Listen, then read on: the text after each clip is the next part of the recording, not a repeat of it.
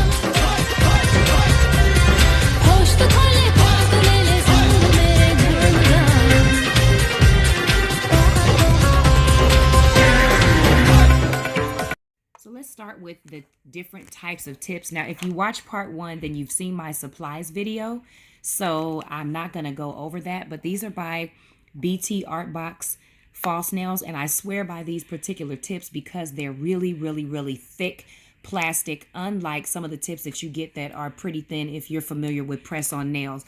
I want to show you real quick the difference between a ballerina shape, which is what this is, and an actual coffin shape, because I do get asked that quite a bit. So I'll just pull a tip out. Here is a thumb tip for a ballerina shaped nail. With the ballerina nails, there's a little bit more of an extension here, and then it's square. The coffin shaped nails, you notice, are a little bit different. All right, so they're a little more oval shaped, and then it kind of comes a little bit rectangular in the tip. So that's just a quick tip difference between what those are. So I'm using the ballerina tips for this particular set, and I've already started buffing the nail. So what you want to do is you want to go through and you want to make sure that you select your size. Now, one more thing about that before we get started, there is a little number that is on the tip of the nail. I don't know if you can see that. It's a little bit hard to see because it's a little blurry in my camera. But there's a little number there that is imprinted at the tip of that nail. It looked like it was better on the blue. Okay, so the camera's not going to let you see it. Oh, there we go. See, there's a little number there. So once you figure out what the number is, you just want to note that for your size and make sure that you select the right sizes. So once you do that, you're going to go ahead and just buff it out as I have done here, because you need a base for the paint to stick to, all right? So what we're going to do is I'm going to buff off this little top piece because, actually, I'm going to file that off. It was on a strip and then they broke it off. So I'm just going to file that off. Then you're just going to take your buffer and just buff. Now, the nails on my hands, I also designed them, and they're a little bit long, so it's a little bit awkward how I'm holding that. Forgive that sound. It's like scratching at a chalkboard. But basically, I'm filing off the finish so that I can paint this and the polish will stick, all right? And it doesn't take all day. It's super easy. Super easy. Sorry, I've got my son talking, playing the video game in the background, so excuse that. All right, so you're going to get all those filed. I've got mine separated here because I am different sizes in this particular style for my right and left. So we're going to go ahead and skip to now painting them, so let's go. So now that the nails are all filed, it is important to organize them. I got this little stand that is magnetic on Amazon, and it has been a godsend. And I have them in order from the thumb to the pinky. You're definitely going to want to keep them in order as you go along. Once the nails are filed and prepped, it's time to paint, and I've got this set of 3 from Beetles. It is a gel top coat that is shiny, one is matte, and it comes with a base gel. I'm also using my purple jelly polish that's really popular for this set, and I'm also reaching into that set that I showed you in the other video and using the Lavender Violets purple. Please excuse my table. It's a work table, but I'm going to add this base gel foundation. Now, you really don't necessarily have to use a base coat when you are using gel polish on these nails. You want thin coats, because if you put too much polish, it will seize the nail up and make it very difficult to apply later. So you want to be careful, but I do use a base coat just to prep the nail, and then I cure it under the light for about 60 seconds. And we're going to be doing that with each coat. This is the light that I showed you in the supplies video in part 1, and I absolutely love this light. So now that that's cured, I'm applying this jelly color. You don't need a lot of this color, which is what I love about the see-through colors. And I'm just putting 2 coats of that and curing it under the light as well.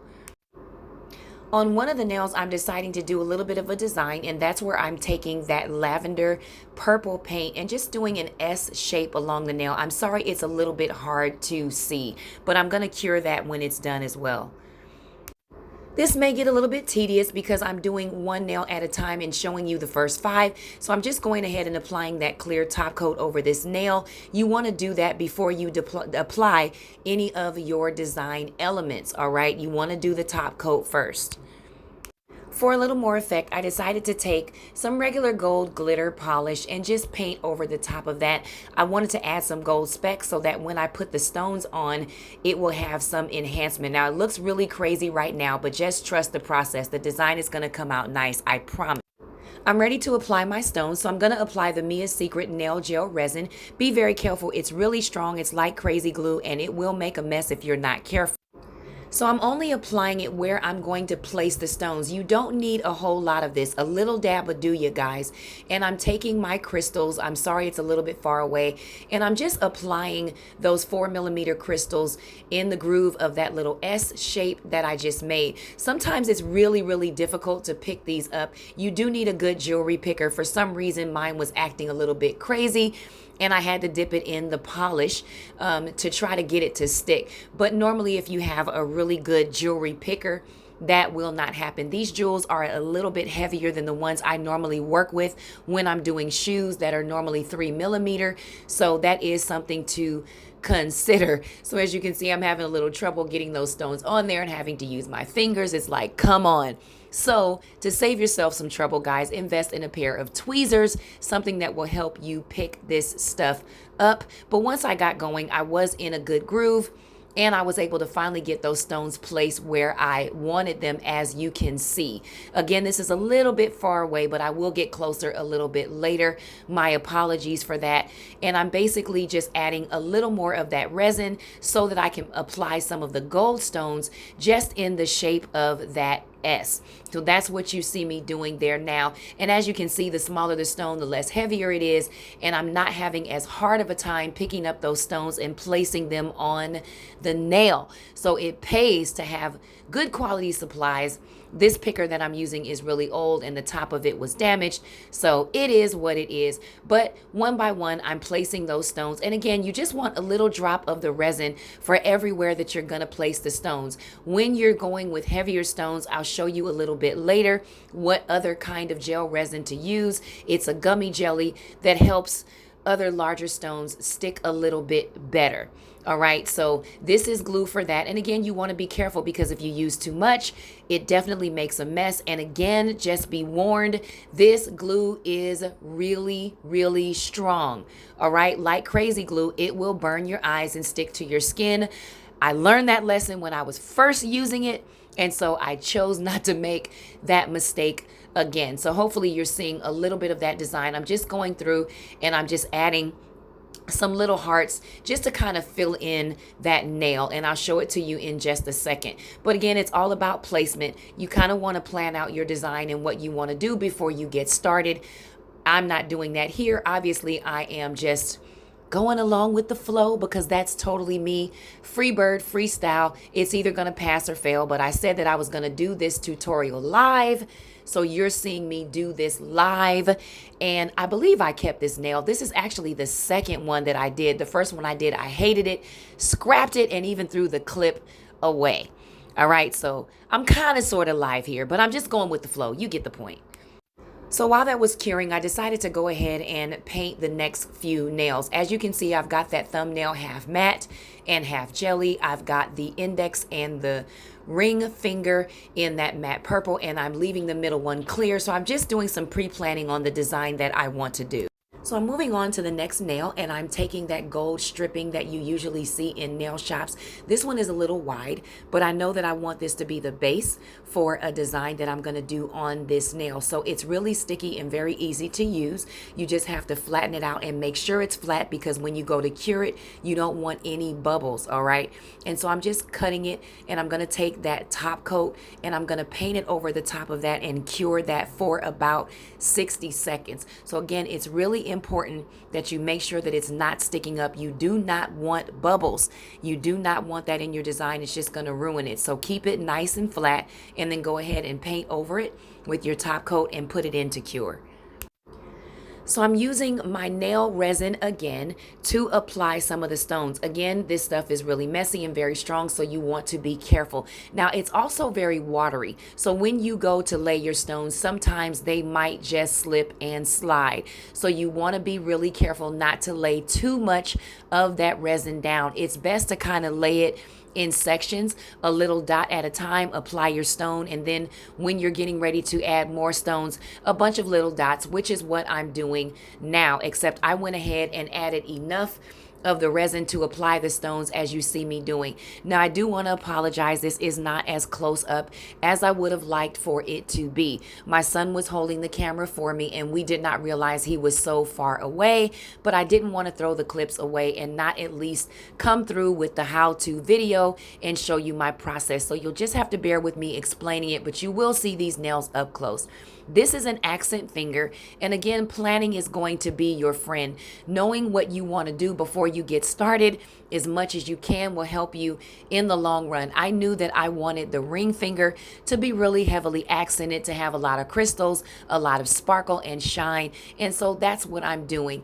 There is a large diamond that is laid on there, and I'm just taking little crystals and I'm going around the sides of it. Eventually, I'm going to add some stones down that gold strip and one at the tip of the nail. So that's what you see me doing here, is just applying those stones one by one. And again, it really helps to have a really good jewelry picker, because when you don't, it can take a lot longer. For now, this is working out for me. It's picking up the stones fairly nicely, but if you find that you can't pick up the stones, you may want to put a little bit of the top gel coat on the tip so that you can pick up the stones and place them. All right, so you can kind of see I'm making my way around that stone, and now I'm just adding a little more of that resin to place another center stone there, and I'm going to do another one at the tip of the nail, as I said earlier. So it's not really complicated to do this. It's fairly easy. Again, you just have to know what you want to do.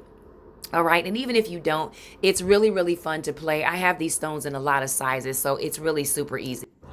And we are moving on to the next nail. So I have painted the center of that in the jelly color, and then I just went back with the purple gel polish and I painted the sides so that they'll be clear in the middle and it'll be matte on the sides. Now what I'm doing is I'm taking that skinnier gold foil and I am laying that out to prepare for the next design. The focus of the design on this nail is going to be in the center.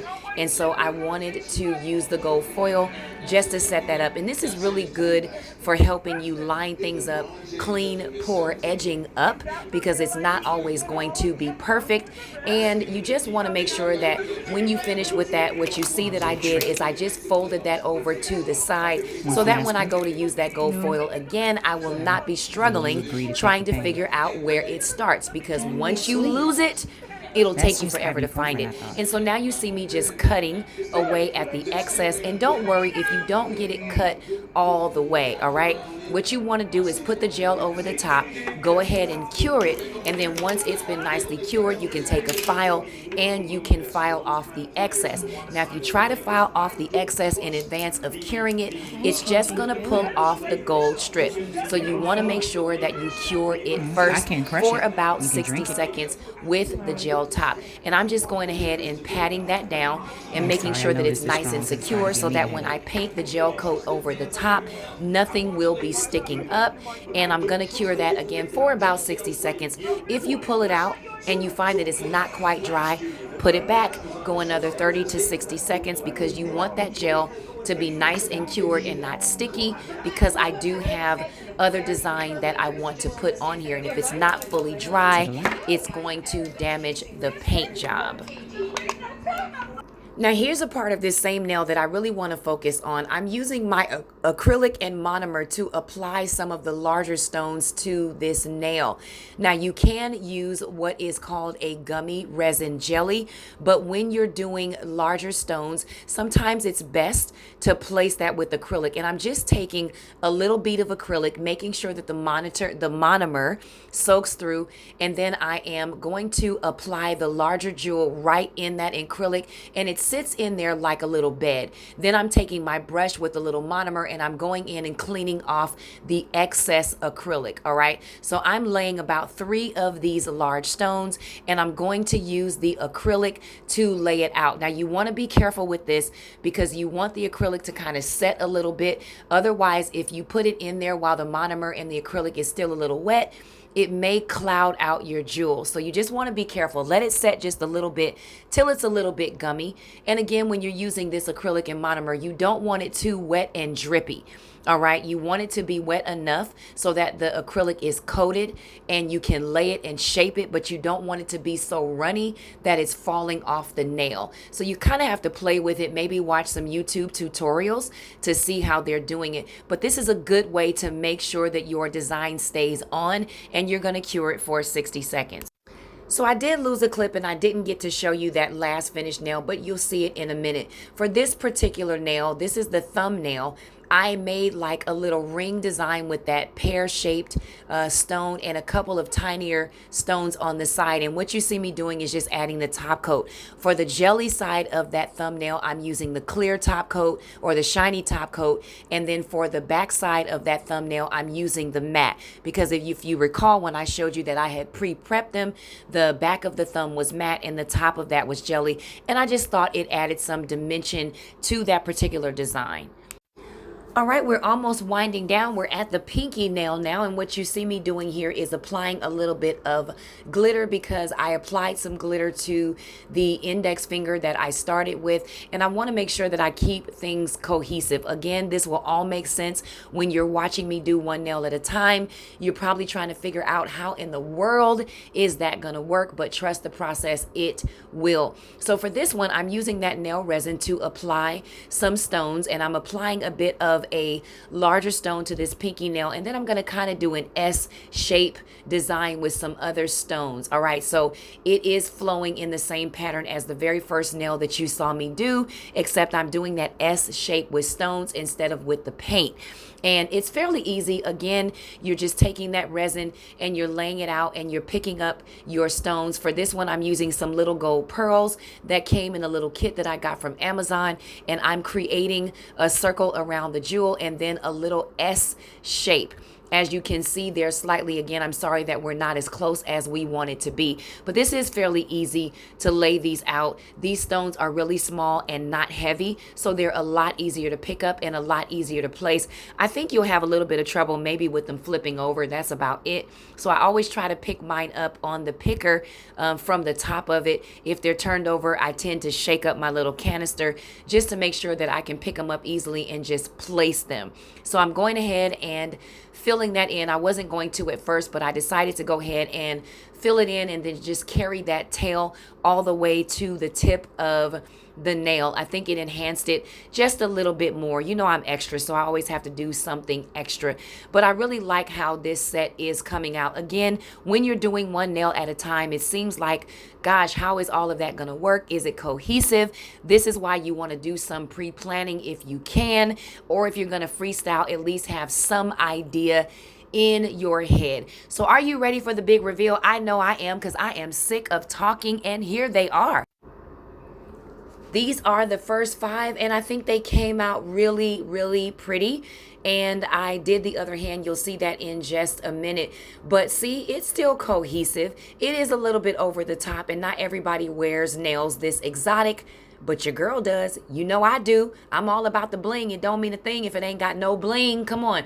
So I really like this set, and you can see how it all works together. Again, it just takes a little bit of pre-planning, or at least making sure that you're looking back at what you've already done, so that when you're doing your next nail, you're not completely thrown off. And here is the entire set together. And I really like how this came out. Now, I did show you this in the previous part 1 video where I showed you the supplies, as I was showing you some of the nail designs that I had already done.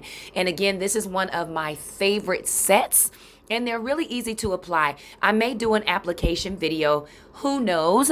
And before we get out of here, I want to show you some recent designs that I did.